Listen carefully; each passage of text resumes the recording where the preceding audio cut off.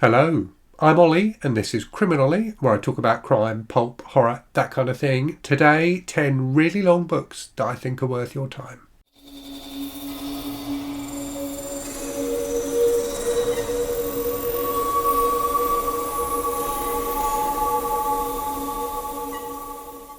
So last week I made a video talking about the 10 longest books I've read. And many of those books are books that I think are worthy of your time, but not all of them by any means. So if you haven't watched that video, do check it out and see if there are any long books there that take your fancy. What I wanted to do today then is come back with a further list of 10 long books, all of which are books I think are worthy of your time. I think these 10 books are all really, really good books and definitely worth reading.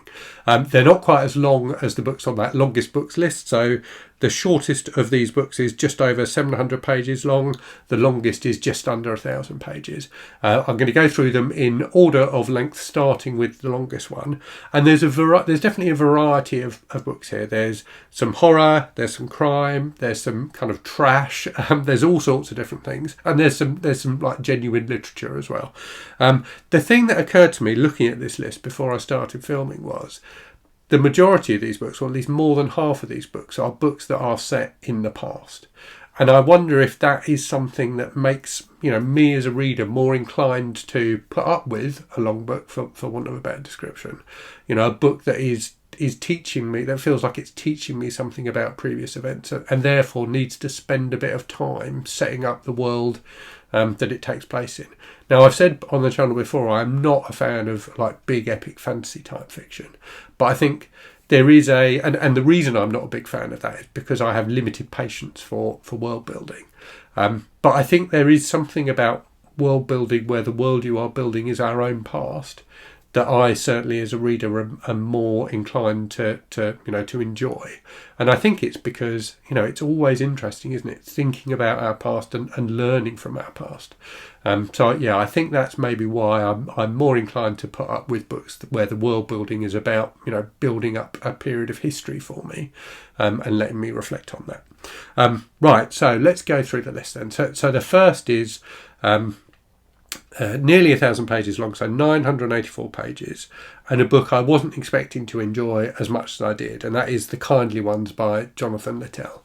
So this is a very disturbing book, very detailed book about the Second World War. So told from the perspective of a German guy who was an SS officer in the war, looking back on the war and basically trying to justify his own involvement in the atrocities that the Nazis carried out.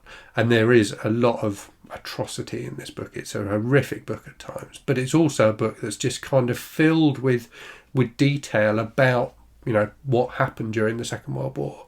And Jonathan Littell clearly did a huge amount of research, so you get a lot of kind of almost minutiae about the way the German army, the German infrastructure worked during that period. So it's kind of fascinating from that perspective.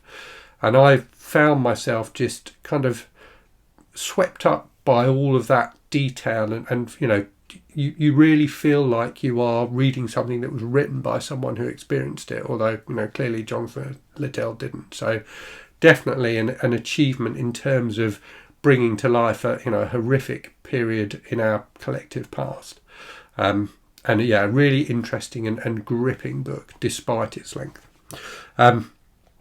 Next then, a book that many people talk about when they talk about long books, and another historical book.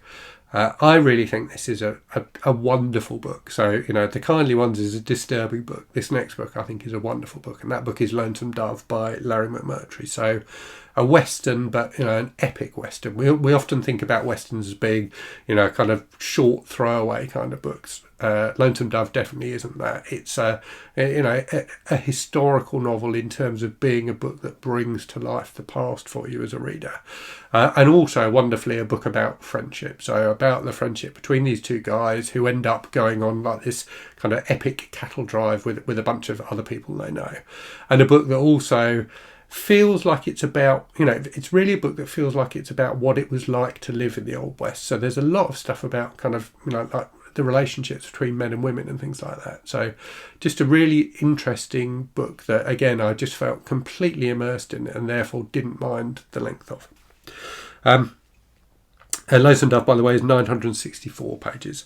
Next up then, Swan Song by Robert R. McCammon. So rather than a book set in the past, a book set in the future, this one is 956 pages. And actually it's probably not technically true to say it is set in the future, because this is a book that starts in, I think, the 1980s.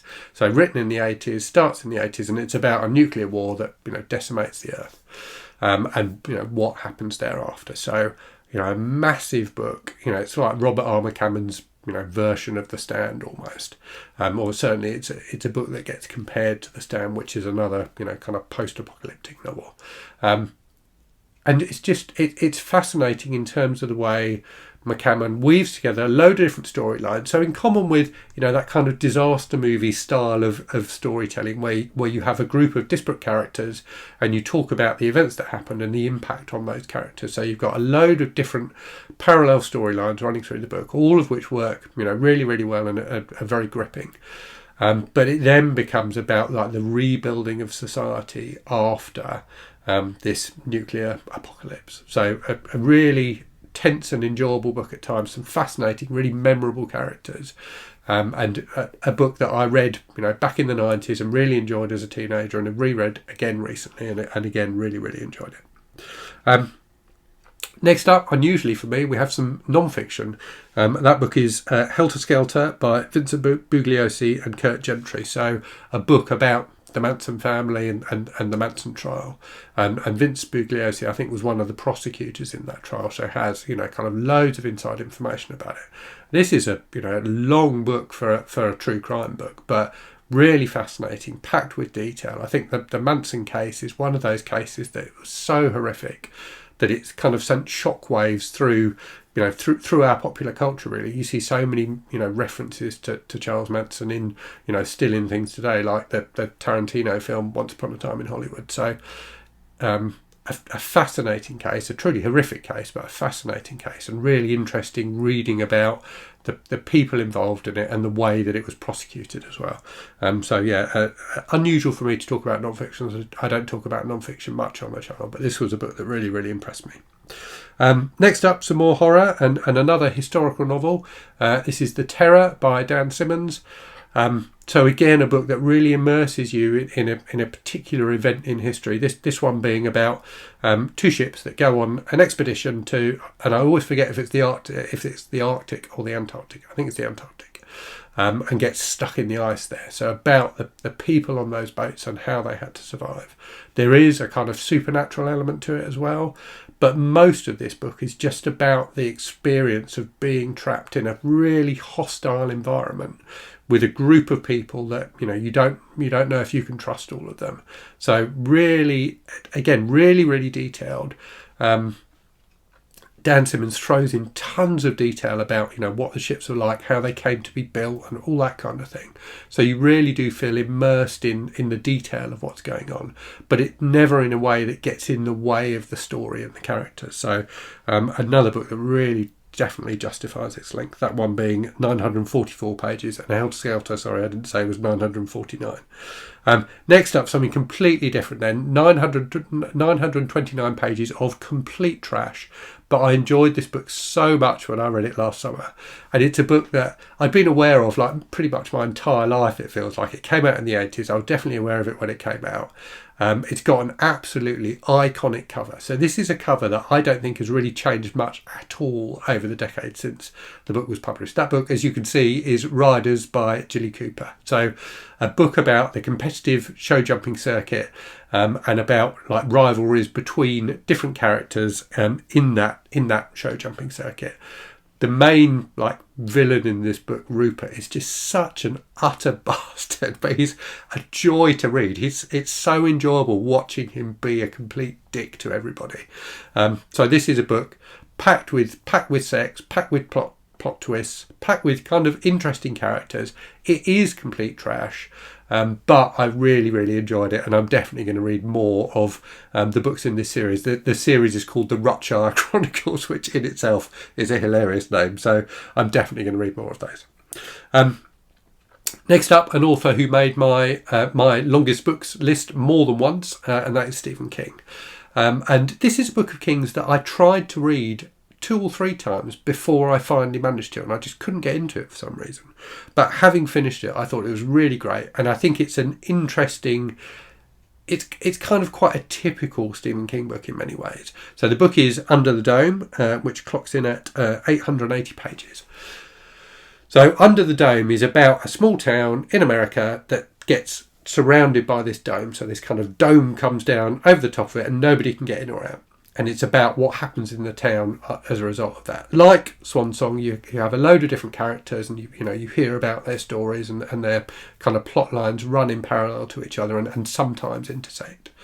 And it's an interesting King book because a lot of King's obsessions are about writing about small town America and writing about the abuse of power, and those things are really front and centre in this book. So I think it's in many ways an interesting and typical King book, but again one that I just found when I finally got into it, and I can't explain why the first 2 times I couldn't get into it, but when I finally got into it I was completely swept away by it.